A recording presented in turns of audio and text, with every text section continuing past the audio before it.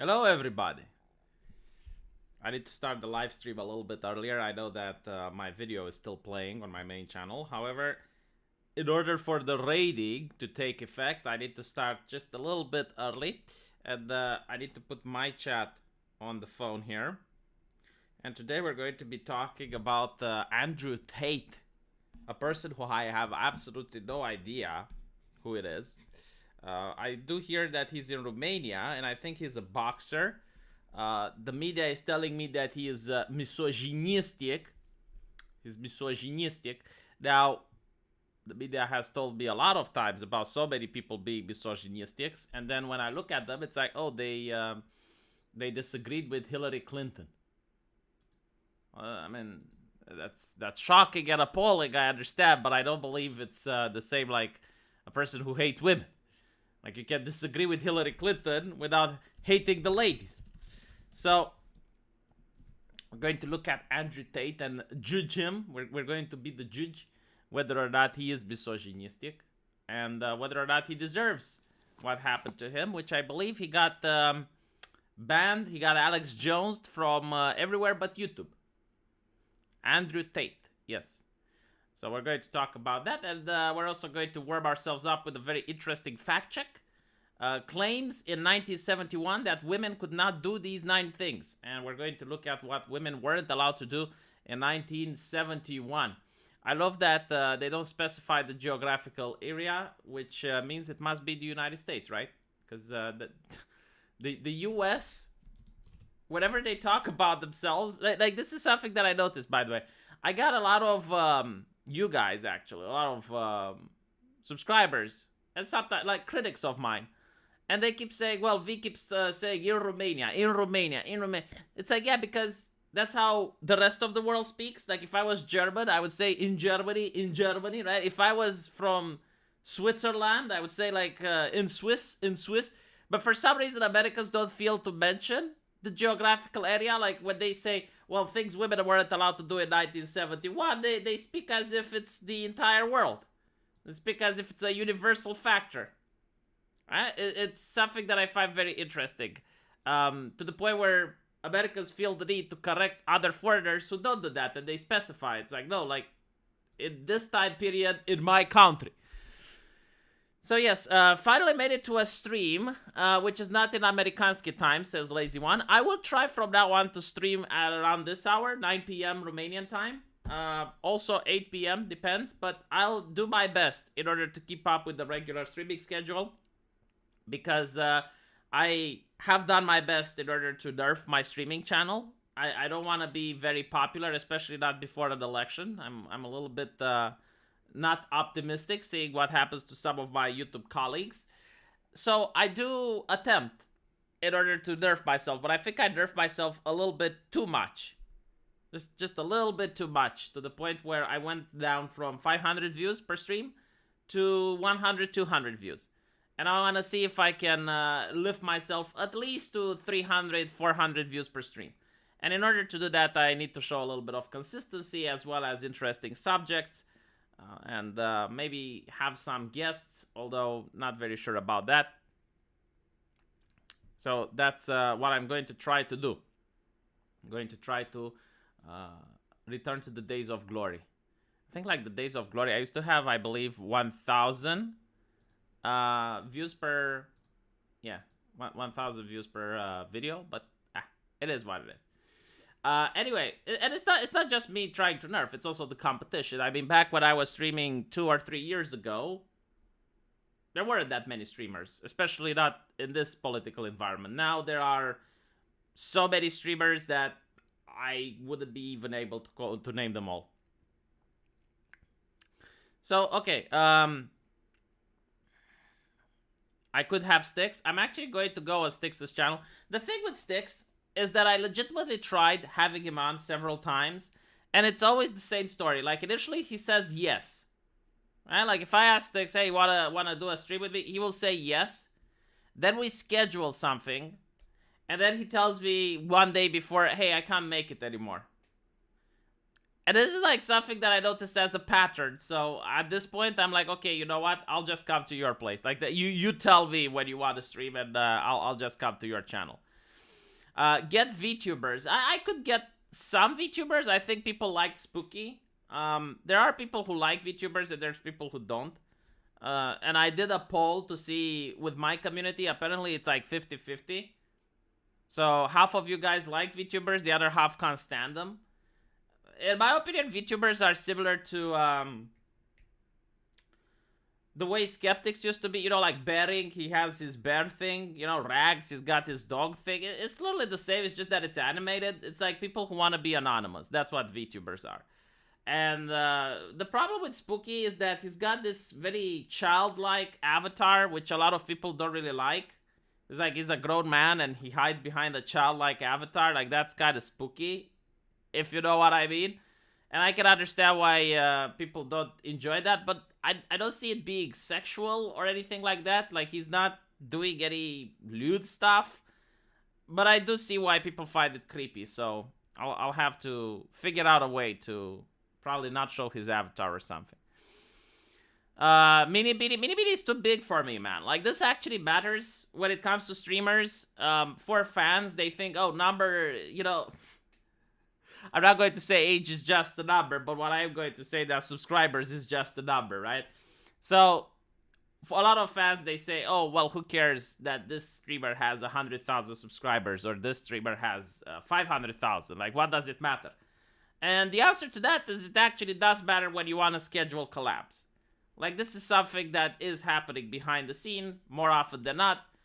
If you want to appear on someone's podcast or you want to have someone invited to your podcast, they will look at the numbers. And they will be like, who is this nobody? And I kind of understand why. Because it is a time commitment to go on someone's podcast, right? And like going for a couple of hours to someone else, it is a time commitment. And most people are like, well, I'm not operating a charity. I want something in return. And something in return means that you hope to get at least some exposure from that. So if you go on someone else, you expect that at least they will have some viewers that you can get on your channel and get them interested. Regarding the Lotus Eaters, I'm actually going to go there. I plan on going to London next month if everything is fine. Like, if I don't get a tragedy in my family, because my mom is still in the last stages of cancer. So I genuinely don't know whether or not I'll be able to go next month. But if I don't go next month, then I'll probably not be able to for a long while. So if I do happen to go to London next month, because I got some other business there, then I will definitely go to Sargon and I will definitely start on the Lotus Eaters. I told him that under no circumstance will I get a suit. Okay, like I told him, you must be out of your fucking mind if you expect me to wear a suit. It's not that I don't wear suits myself, but it's very difficult to carry a suit in an airplane. And I had Rags barge in and it's like, oh no, because you have like these special suitcases which can, like, you put the suit in the suitcase and the suitcase folds. And I'm like, yeah, I said it's difficult. I didn't say it's fucking impossible. Like, it's a big hassle to carry a suit. And then you have to go to the hotel room and then you have to iron the suit. No, absolutely, okay? I'm not. It's not that I don't wear suits. I do wear suits. There's pictures with me in suits, but I'm not wearing one in London. Like, the only way I would possibly wear a suit if, like, one is provided for me. Like, you give me a suit when I reach in London and then I'll have it. But, like, I'm not bringing it. And there is absolutely no level of peer pressure that you guys can do in order to convince me to have a suit. I will wear a shirt, though. Like, a shirt and a bow tie. I understand those are important. Go to Ukraine. I don't understand why the fuck I would do that. Like, legit. Here's the problem with going to Ukraine, right? Like, let's assume that I would legitimately want to go there. And that would most likely increase my viewership. Alright? Let's say that I would be willing to trade my safety and my comfort going to Ukraine to make some Coach Red Pill a la streams, you know? Or you're technically in Ukraine, but you're showing the hotel room. Okay, fine. First of all, that's very dangerous. But secondly, let's assume that I would do that. Why? Like, I would not be able to show the footage on YouTube. I would not be able to show anything that people would want to see because it would be a community guideline violation. right? Like if you show some disaster area, if you show something damaged, like you actually show something that people want to click on, well, that's like, oh my god, you're showing violence, you're showing whatever. So, no, I do not think it's a good idea to go to Ukraine. Don't get me wrong, like if I were to actually live in a free society where everything you record can actually be uploaded on the internet, like let's say YouTube didn't, let's say you had the YouTube of 2016, all right? Like let's say you would revert back to 2016 and it was that YouTube. And let's say that I would go to Ukraine, I would probably be filthy rich. Just from the footage that I would upload, right? Now, of course, it would be incredibly dangerous to do that. But there is already the job of professional journalists who do that, right? Like you're risking your life, but I mean, you get money. It's kind of like extreme skateboarding in a way. Like you're risking your life for doing it, or climbing mountains without protective gear. Like some people like living on the edge. I personally don't, but I do understand like why streamers would do that. Oh no, I would definitely get funding. Like I got no doubt that if this was 2016 and I would be like, I want to go to Ukraine to report stuff from the ground. Here, I need a crowdfunding. I'm pretty sure that I would raise at least 5, if not 10,000 grand. Like I have no doubt about it. I would definitely hire some security. I would probably hire a couple of translators. Unlike the BBC, I would hire translators that speak Russian and Ukraine. And then I would go there. But it would be incredibly dangerous. And if I pull it off, I would be incredibly rich. However, if I do that now, I wouldn't be able to upload the footage anyway. I think like it would be very interesting. Like I would have like interesting topics. I would go and ask people in villages like, how do you feel about the war? You know, like how do you feel about the conflict, the politics, Russia, America? Like I would manage to get some good interviews, I think. But again, it would not be a good idea. Because even if I do get that, I wouldn't be able to upload it. Bring your super soaker. Oh my god. Censorious copyright laws only protect the mega corporations and not the individuals themselves. It's not necessarily true. Like I've seen the censorious copyright laws being used by independent streamers against each other.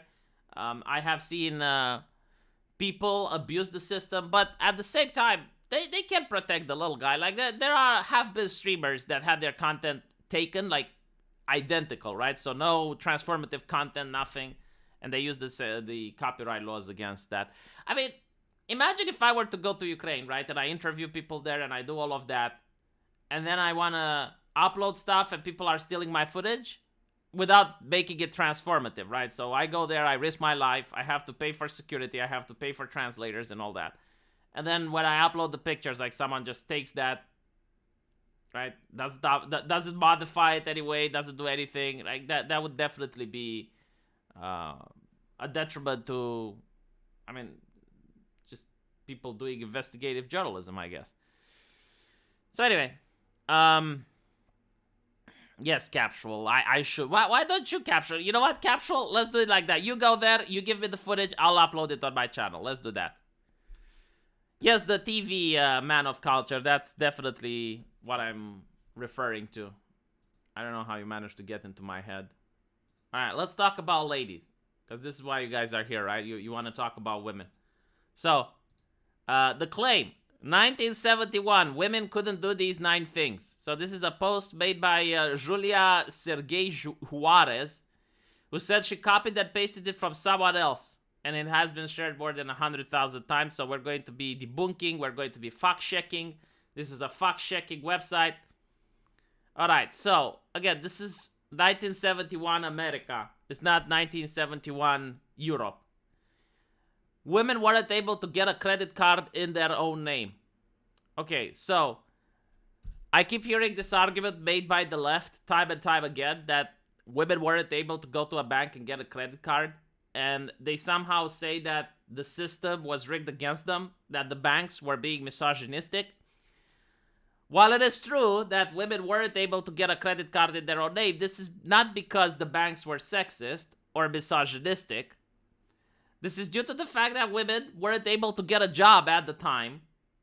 So they didn't have, like even if they would be a man, like even if they would have a polymorph potion and transform themselves in a man back in 1971, they would still not be given credit because they didn't have jobs. So they weren't able to pay the credit back, right? Now, the banks, of course, they wanted women to be able to get money so that they can make credit cards. Like, this is why the banks and most companies at the time, corporations, they did support feminismus. Because they wanted women to earn money, to pay taxes, to make loans and all of that stuff, right? Like, the banks definitely wanted to. And there is this question, you know, like whether or not staying at home is being oppression. I keep hearing this. I would prefer to stay at home, right? Not go to war. Because we're talking about the time period of World War I, World War II, right? Afterwards. Like not being drafted, not having to go to Vietnam. Like that's kind of cool, right? And you stay home. You do the chores. And that's oppression. I understand. But if you go and you flip burgers at McDonald's, if you crunch 11 or 12 hours a day at an IT company, that's liberating.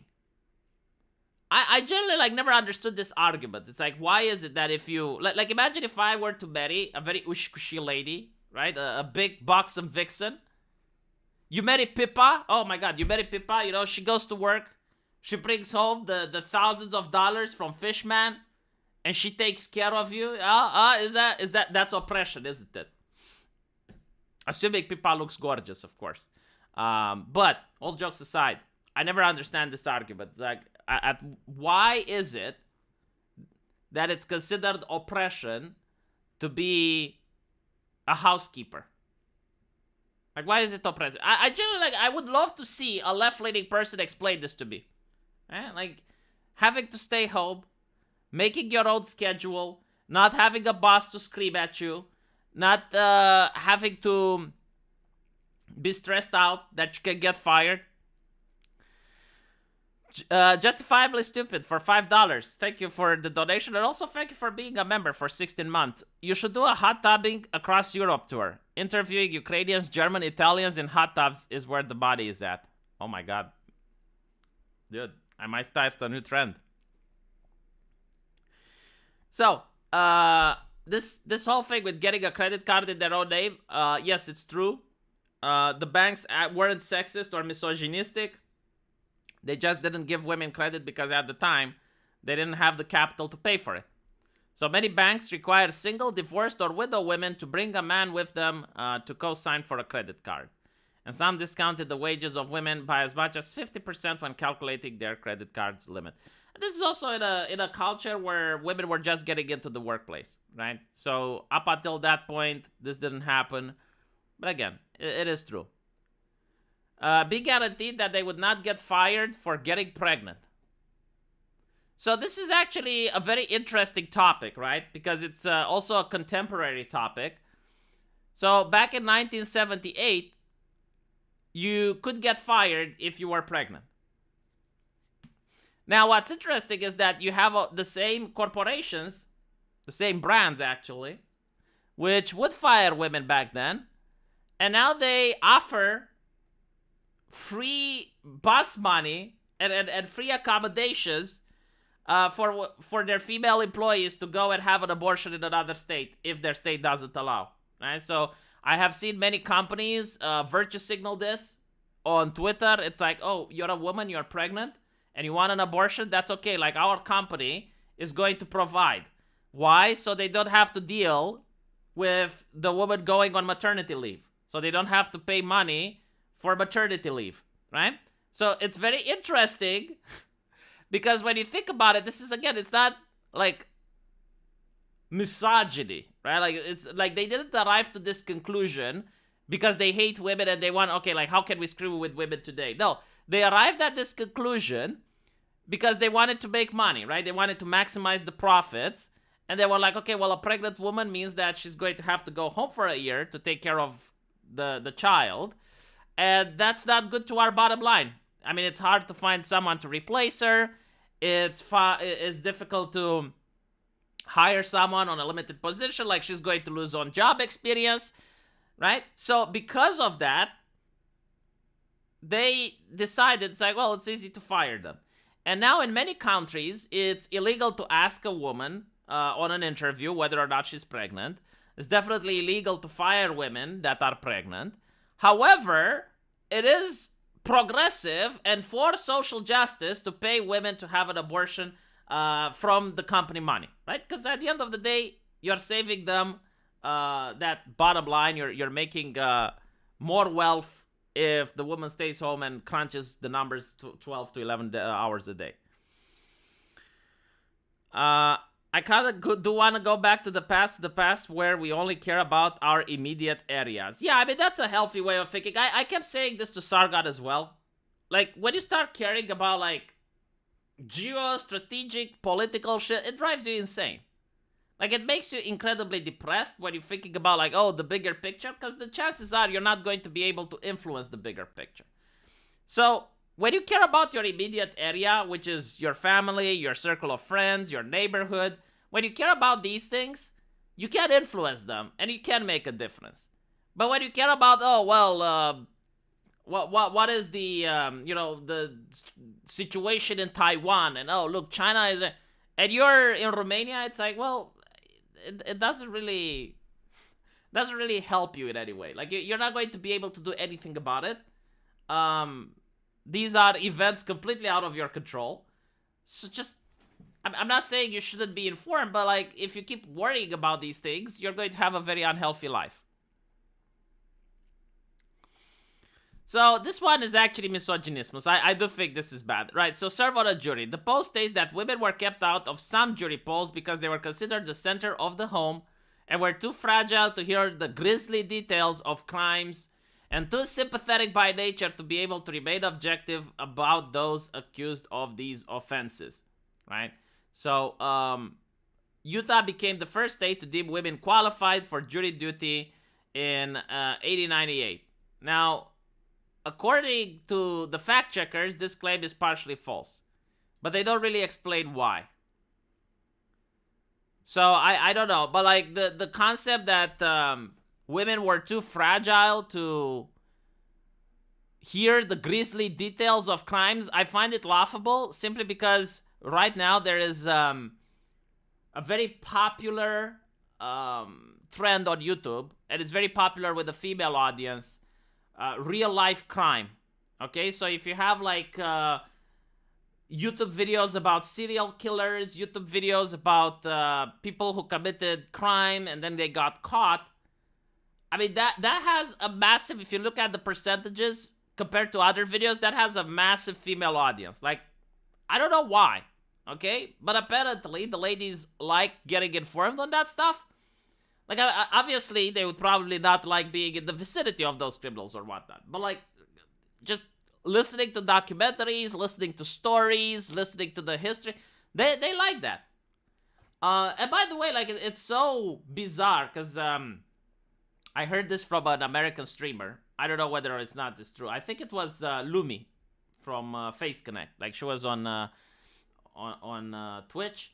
And she was talking about how in America you have like these museums or, places where you can visit the houses or the areas where serial killers from history lived, right? Like where you had like these monsters that committed crimes so heinous that they remained in the annals of history. And apparently, like, she saw there other women who were like very excited about getting various trinkets and souvenirs and pictures of that serial killer. And this is like something that I noticed very true to American culture. I mean, we don't have this in Eastern Europe, right? But like in American culture, you have serial killers that end up in prison and they're getting love mail from women. Like, it's so fucking weird. I genuinely don't understand why. I mean, right, like, what is in the mind of those girls? Like, why are they writing to these people? It's so bizarre. I genuinely don't know. Now, to be honest, there was this lady killer in Germany. Like, she was this goth chick. And all of a sudden, I was looking at her and I was saying, you know what? I think I can change her. Like, let me see if I can find the picture.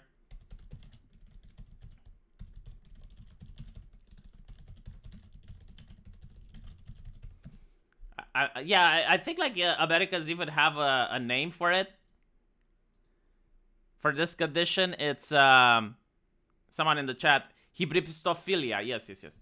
Right. So this lady in Germany apparently is a serial killer, like a Satanist, right? And I'm looking at her picture, and I'm thinking, I can change her, chat.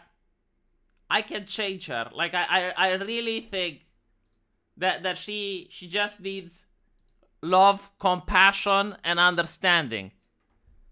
Here's another picture of her. Let me show you that. So maybe this is what Americans are experiencing, right? Like maybe this is this is the equivalent, like how women look at when the gender roles are reversed.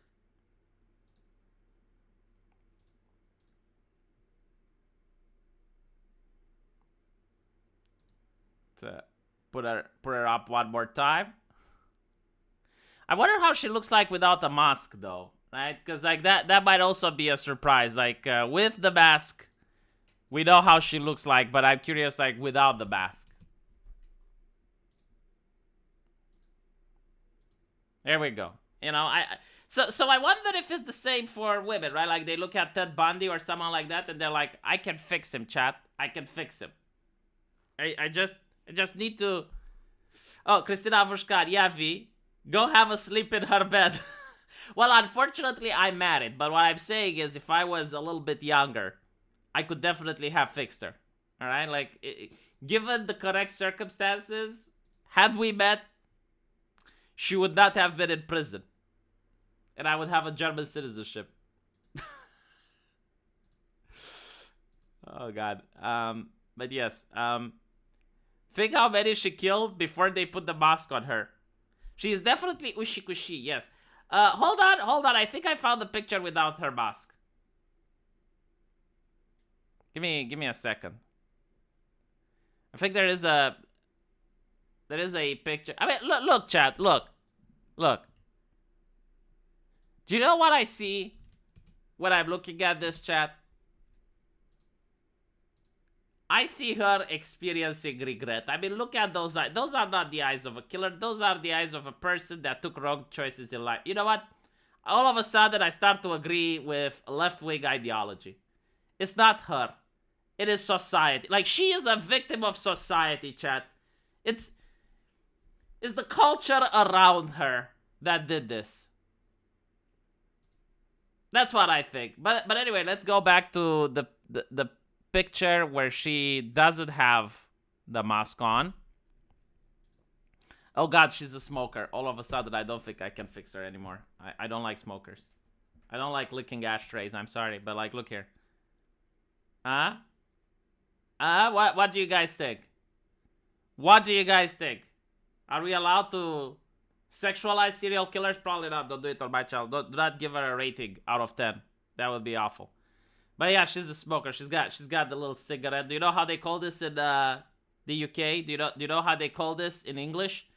I can't pronounce it because then I'll get a community guideline strike. It's a gamer word. Like British people use a gamer word for cigarettes. Where was your wife at the time of the hearings? She's not attractive? Oh, you're not into German culture, I see. She looks like a succubus. Do you know what a succubus is? It's the woman where she sucks you by. Get it? A succubi? Oh my God. I'm so good with the puns today. Holy crap. She sucks you by. Okay. Let's go back to the regular program.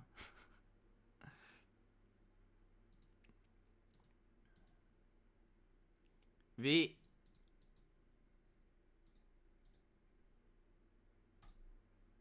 Article. There we go. She's a redhead, automatically hard pass.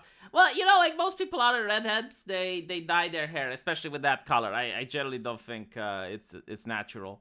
The problem with colors like that, and I'm telling you, because my wife has experienced a lot of brands, they usually last for a couple of days, and then the hair looks awful, right? So when you get a hair dye, it looks good for 1, maybe 2 days, and then they lose color the moment you start washing. And even if you get like really good brands, like brands that are supposed to be resistant to washing and stuff like that, the color still goes away, and then your hair looks like shit. And the more you dye it, the more the hair starts losing its texture. It feels artificial. It feels like almost like it's dying. It's horrible.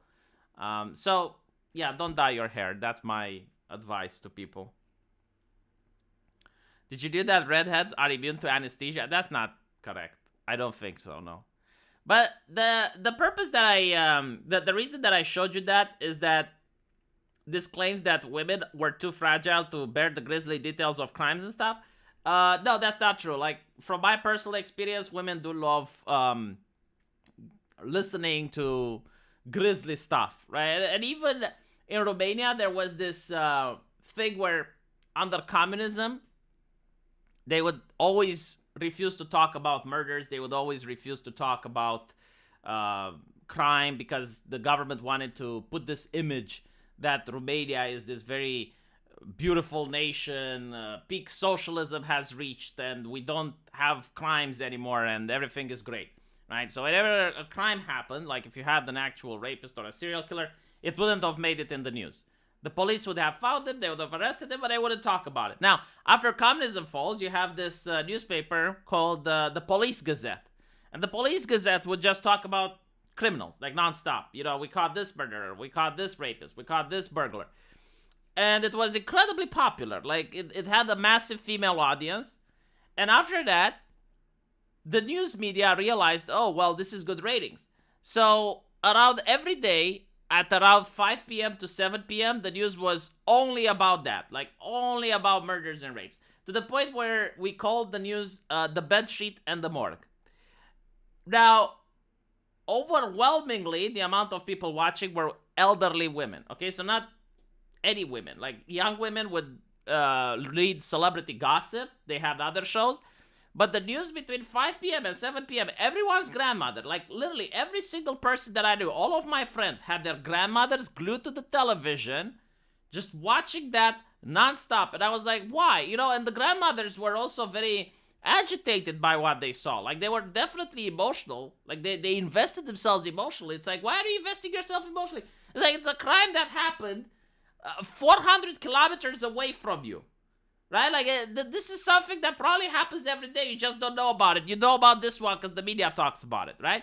So they were investing themselves emotionally. They were actually scared and very upset about what they saw on TV, to which my own mother was asking my grandma, it's like, why the fuck do you keep watching this? Like, it doesn't make you good, right? You have heart issues. Why? But it was unable, you know, it's like something that I can't explain. So definitely this is debunked. No, absolutely not.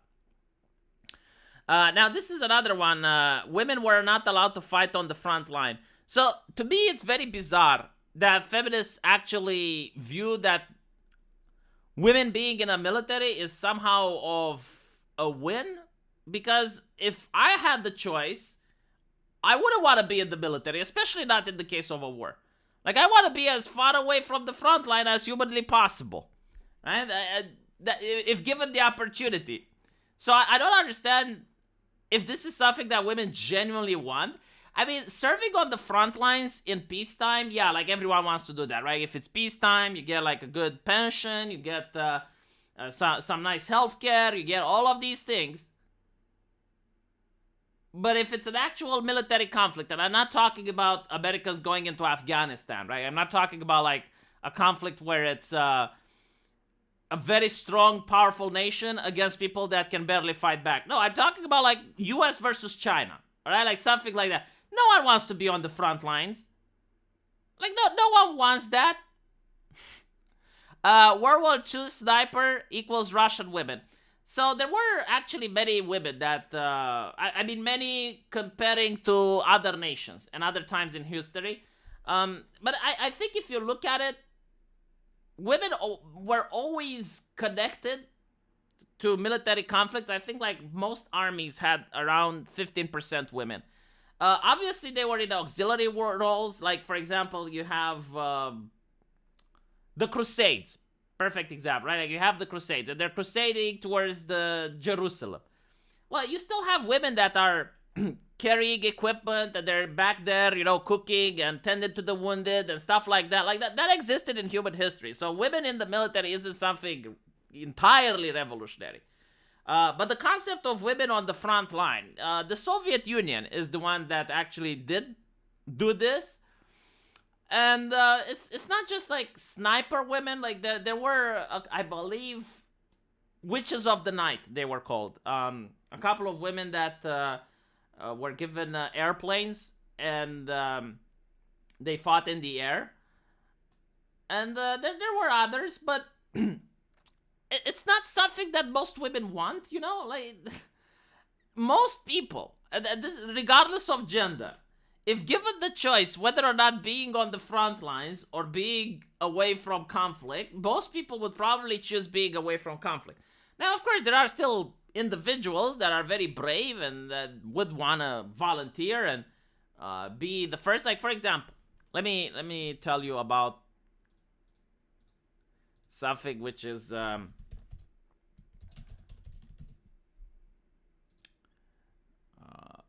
right. So this is probably one of the most fucked up jobs in the military that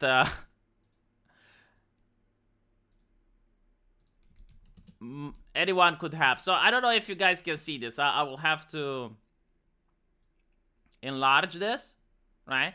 So in Vietnam, you had the job of military clearing out tunnels. And the tunnels, they were designed with the fact that the US soldiers might get in, right? So they were incredibly short, and they were filled with booby traps. Like, for example, this one right here, it shows that there was a grenade with a wire. So the person would go in, they would hit the grenade, boom, dead, right? And then you also had like other types of traps. For example, there were places where the tunnel could cave in, so you would be buried alive. Rolling punji spike traps. The victim was guaranteed to lose a leg, sometimes their life.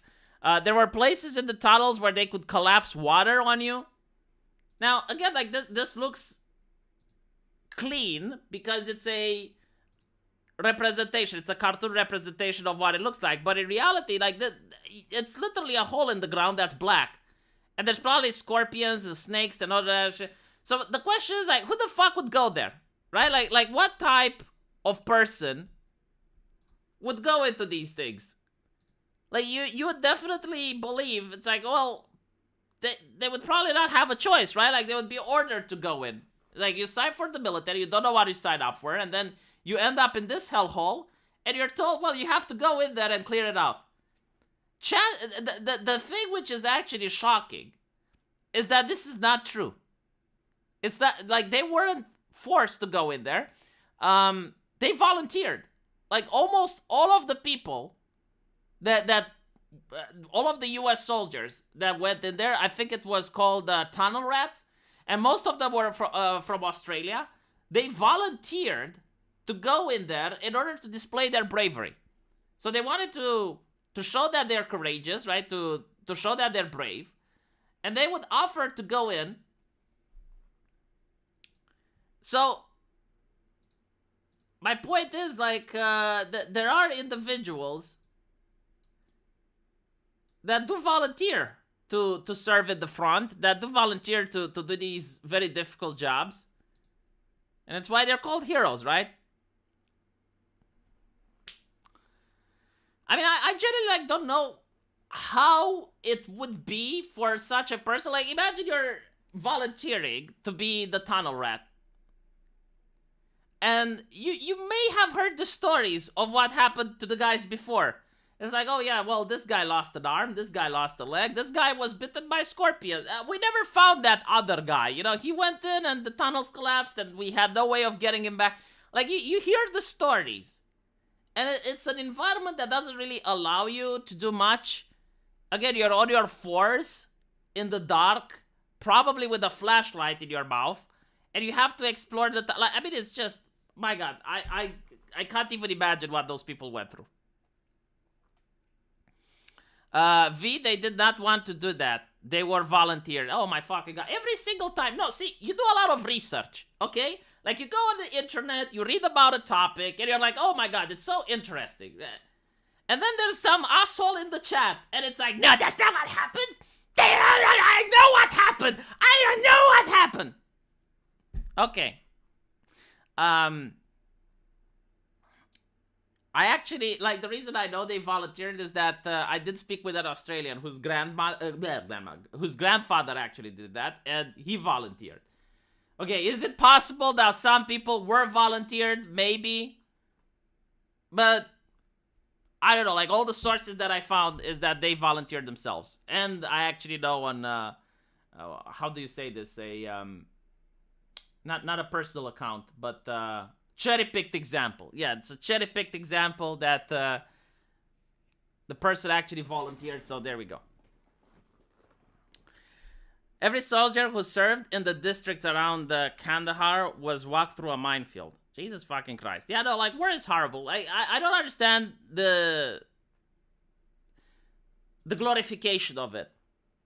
I'm not against, like, video games that depict war and whatnot, but I am against video games that depict war as something fun and enjoyable. And you get to see that more and more, which is quite concerning, because you do have people volunteering for mercenary work due to their experience with Call of Duty. Like, it was so bad that I remember, I think it was the Afghanistan government, like, they were asking for people to stop volunteering just because they played Call of Duty and they think that they're going to be able to contribute. Like, obviously, these people are more of a hassle and more of a burden than a contribution. But not only that, it's just like, war is one of the worst things. Like, if you read any history book, any historian, every person that managed to get through war is going to say that is the worst that they have ever seen humanity at.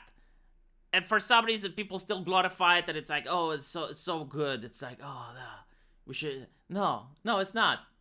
It should be avoidable. Especially people like, oh, war with Russia. Oh, that's so great. Oh, blah. No, it's not. Jesus. Anyway, moving forward. So, Call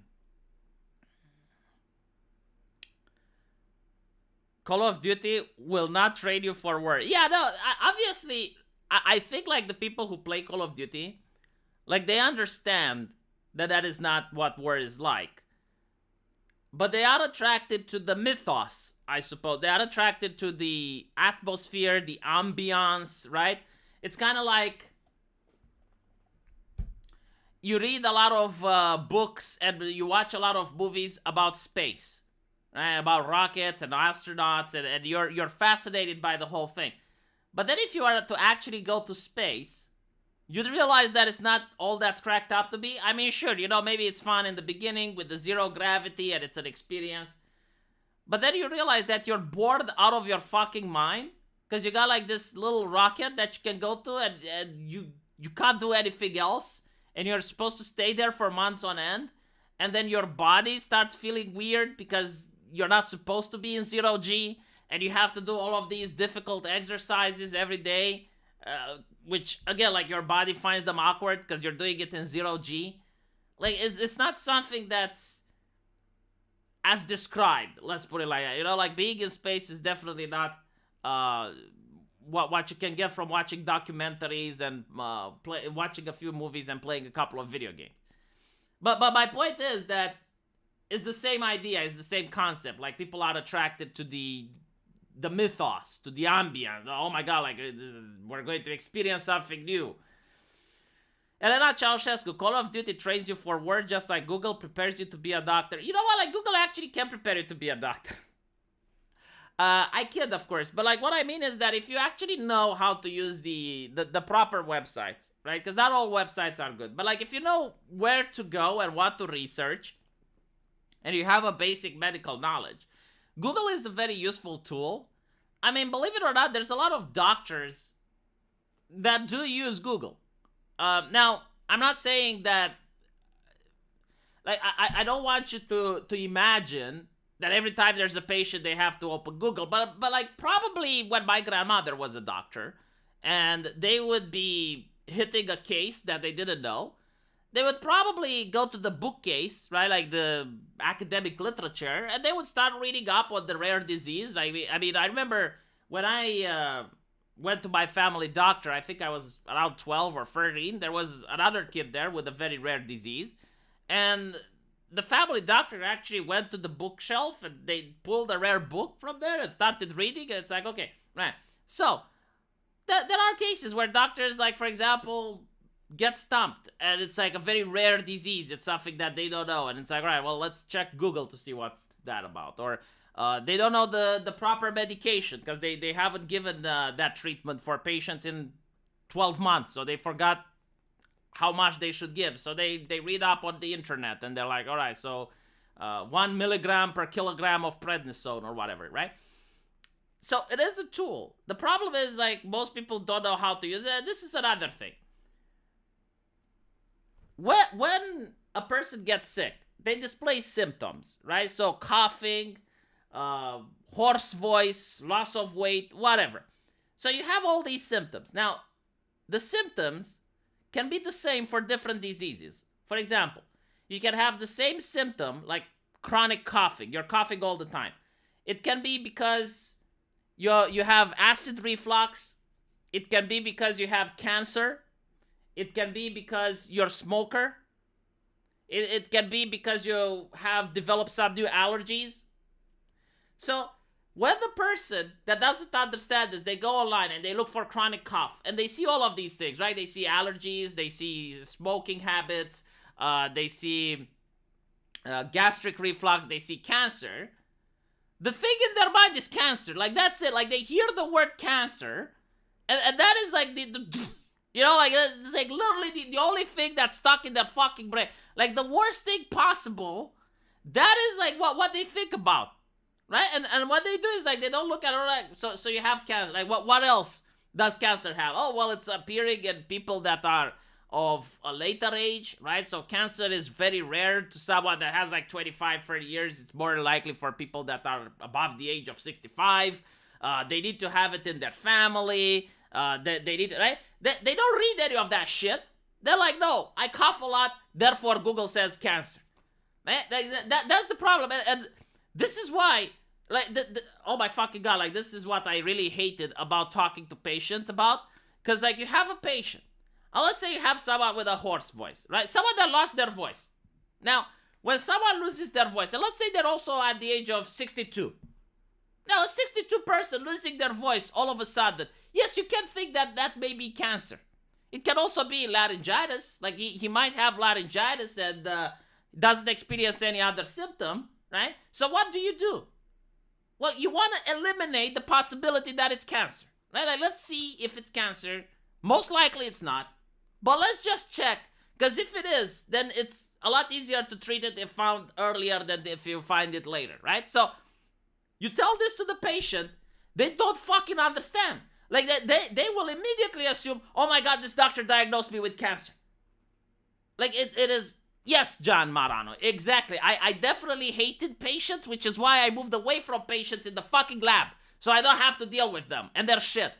My fucking god, it was like, god, like, talking with other doctors was enlightening. Talking to patients, especially when you understand the mindset, and especially when they're acting like I'm fucking telling you right now, it is such a hassle. Like, it is just like, oh my god. Right? Like, you want to help them, but there's no way of framing this. Like, there's no way. I have tried every single possible way of framing this in a way so they can understand. You can't.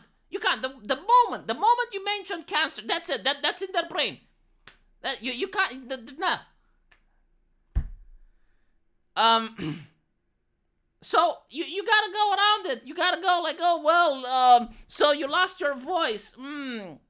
Well, we need to run some tests. But I heard this test is for cat. No, it's not. No. Look, we just want to see if there's a lump there or something. Like, no. And then another example, right? Like, someone has ulcer. Now, ulcer, especially at elderly people, can also be cancer, right? So what you do is, like, you do an endoscopy and you take a little bit of the fragments from the ulcer. You take 4 biopsies and then you send it to the lab and they tell you if it's cancer or not. Overwhelmingly, it's not, okay? Like, just because you have an ulcer doesn't mean cancer. Like, overwhelmingly, no, but you need to eliminate the possibility. Because what if it is, right? Like, it's rare, you know? It's kind of like a person having a lottery ticket. Like, okay, you have a lottery ticket. You may have won, right? Like, you may. That is the possibility. So let's check it out.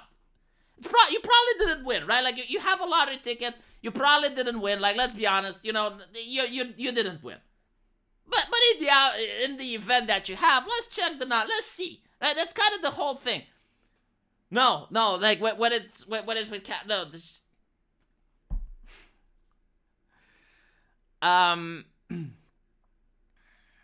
Yeah, what kind of tests?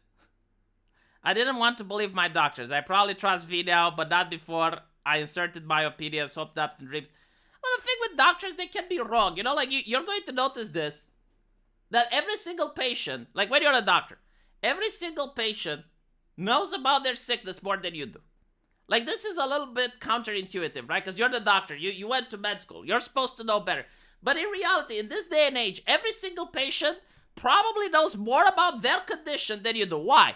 Because the patient, right, like, gets diagnosed with something. Like, let's say you get diagnosed with hepatitis. What are you going to do? You're going to go home and you're going to read nonstop about hepatitis. Like, you're going to read all the trivia, all the facts, all of that, right? So you're going to come with the knowledge about hepatitis that might be even higher than what the doctor have. How do you explain it? Well, because the doctor, he needs to know about a million other conditions. Like, he specializes in a million other diseases. Obviously, he's going to know about everyone, but he's not going to have the time to just research all the small trivia, like all of the, you know, like, oh, there's like this new study which came out 2 days ago about hepatitis, and like they look at the way the molecules in the liver, and like, I mean, sure, maybe some doctors do, but overwhelmingly they don't. Okay, like, what the doctors know is the flow chart. There is a flow chart in every hospital which tells you, all right, so for these symptoms, you do these investigations. These investigations conclude this disease. This disease requires this treatment. That's what doctors know, right? Like, they know the flow chart. So you can have actually a patient that comes out to a hospital, and he can actually tell the doctor, it's like, hey, did you consider this? Or can we try this? And oftentimes, the doctor will go like, yeah, sure. Right? If you have a point and you know how to articulate it. So it's not unusual, is what I'm trying to say. Like, on average, the doctor knows more than the patient. But it does happen, many times actually, that the patient, especially if he's a chronic patient and he had that thing going for a couple of months or years, especially if it's decades, he's definitely going to know more than the doctor.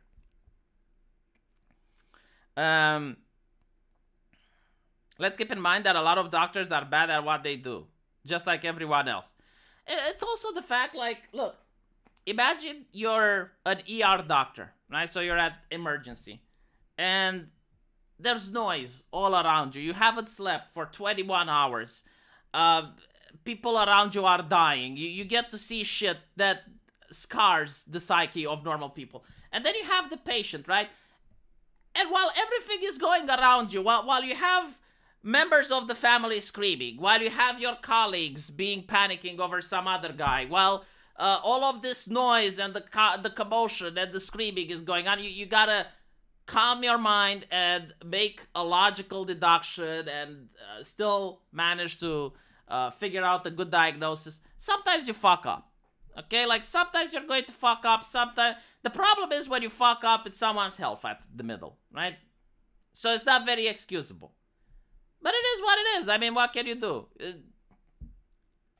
The idea that doctors are like Jesus Christ, that's a fairy tale. Imagine Fauci's flowchart. Well, Fauci's flowchart, disease therefore lock everyone up. The more liberties you take away, the more we can fight against the pandemic. If you can't handle it, leave. If there's no doctors, people will what? See, the concept of if you can't handle it, leave actually happened in my country. Like, a lot of doctors left and they went for Germany Spain, Italy, and then people like you that were like, oh, wait, if you can't handle it, leave. They're the ones crying because, like, oh my God, I can't find the doctor.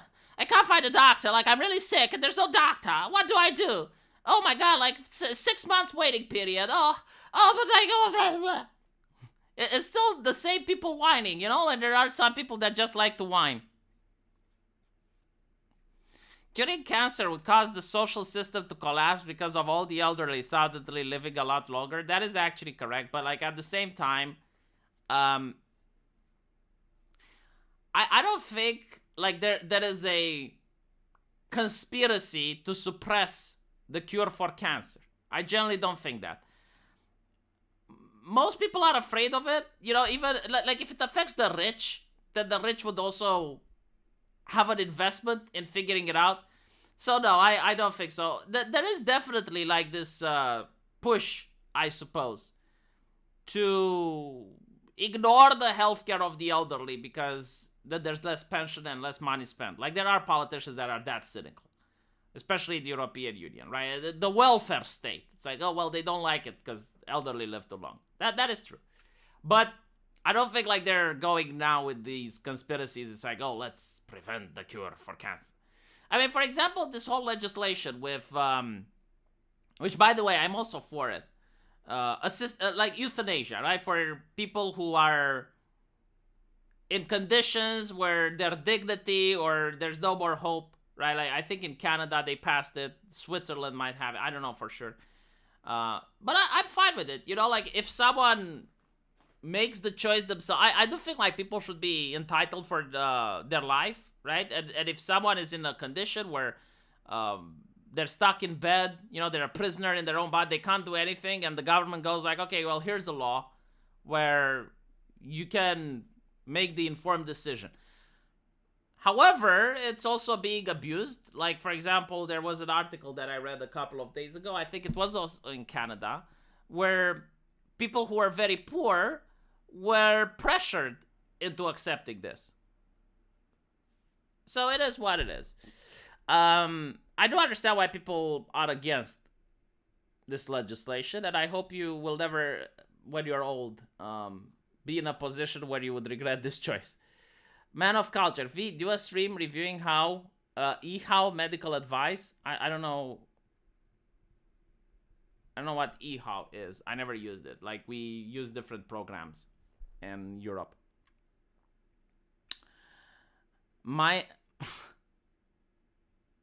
Anyway, right. Of course, politicians would be interested in euthanasia. Oh, I see what you did there.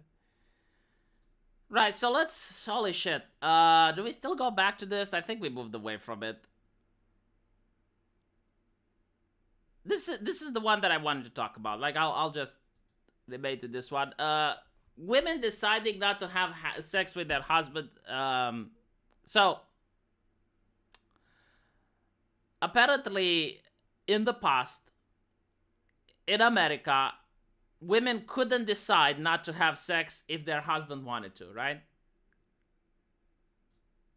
And we actually had this conversation at law school.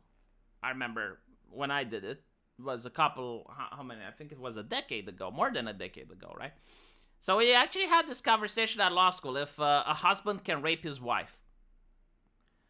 And it was a very interesting one because I never heard about it. No, I'm not talking about when this law existed. I'm talking about when we actually had the conversation at the University of Law.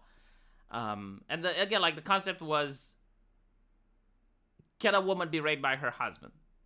Now, I found it interesting because they didn't frame it the other way around. Like, can a husband be raped by the wife? I mean, that could also happen, right? Like, if the husband really doesn't feel like it, and the woman wants to.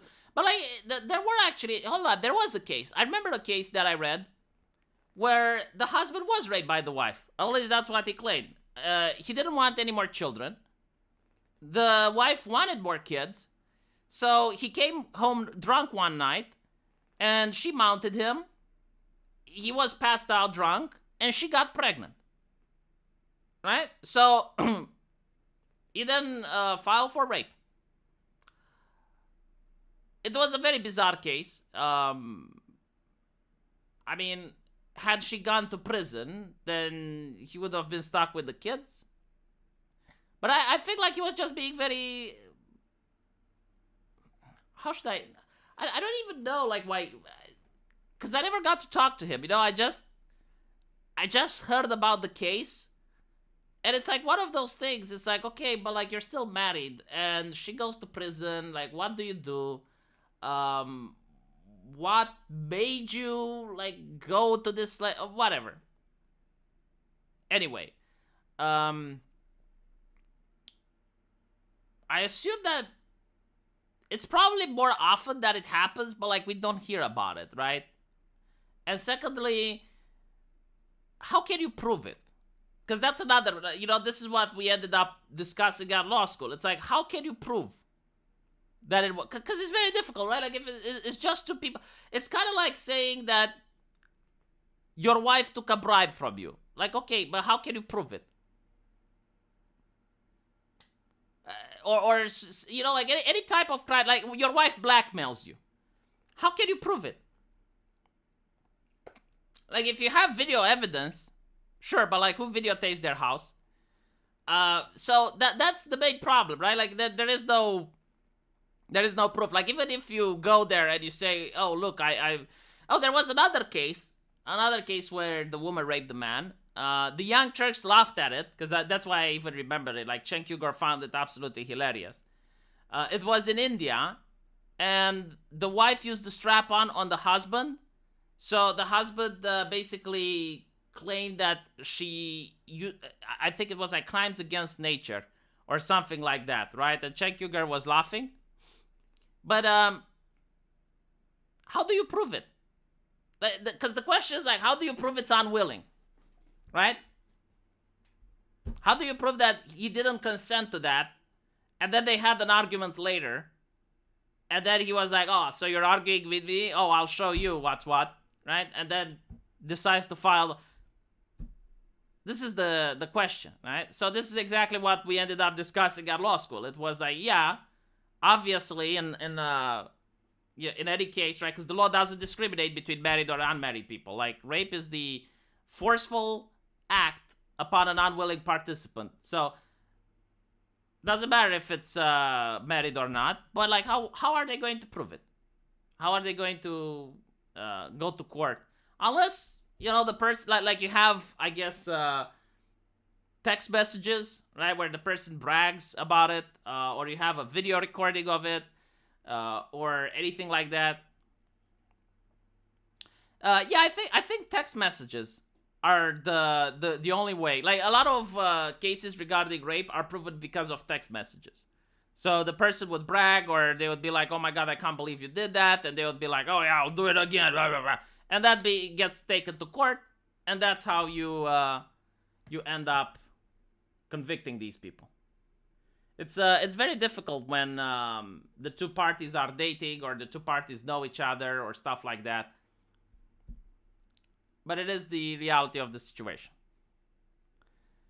Government has no business in marriage to begin with.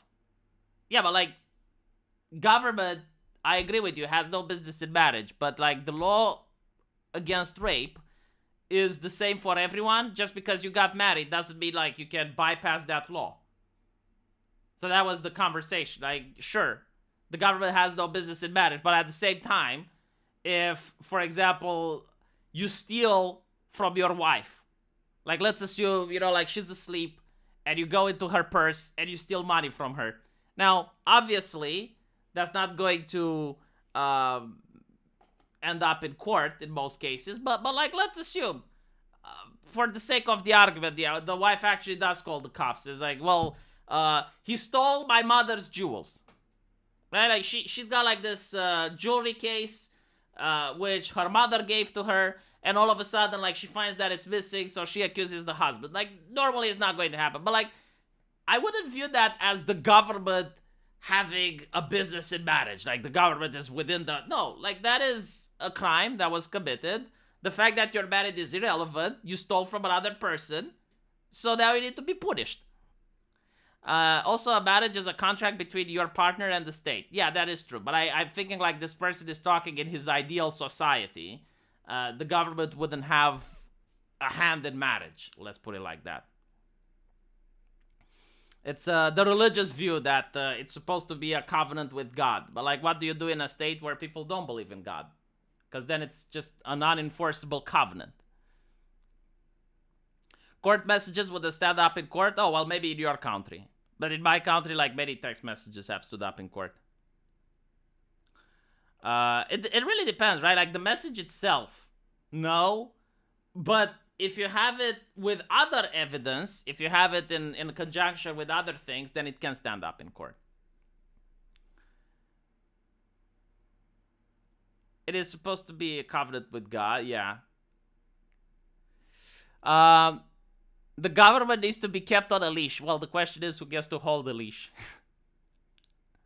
The state should only fight foreign armies and nothing else. I disagree. Like, who gets to enforce the contract between citizens? Like, without the state, if your boss refuses to pay you, what do you do?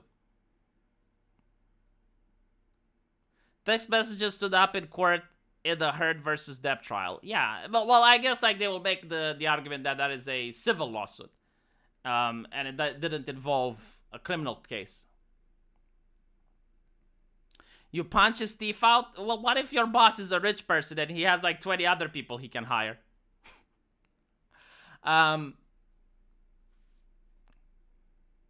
Whoever has weapons is a master, whoever does not is a slave. That's what Karl Marx said. Under no circumstance should the workers be disarmed. IRS will be in your bed soon. Oh, I don't doubt that. So anyway, right. Sorry if this wasn't a more interesting stream. I'll try to make it more interesting next time. If you guys have any topics or content that you'd like me to read, don't hesitate to send it to me on my Discord server. And yeah, I'll see you all tomorrow. I'm going to go make my videos now because I still have 3 other videos to make and upload. And I'll see you in my comments section.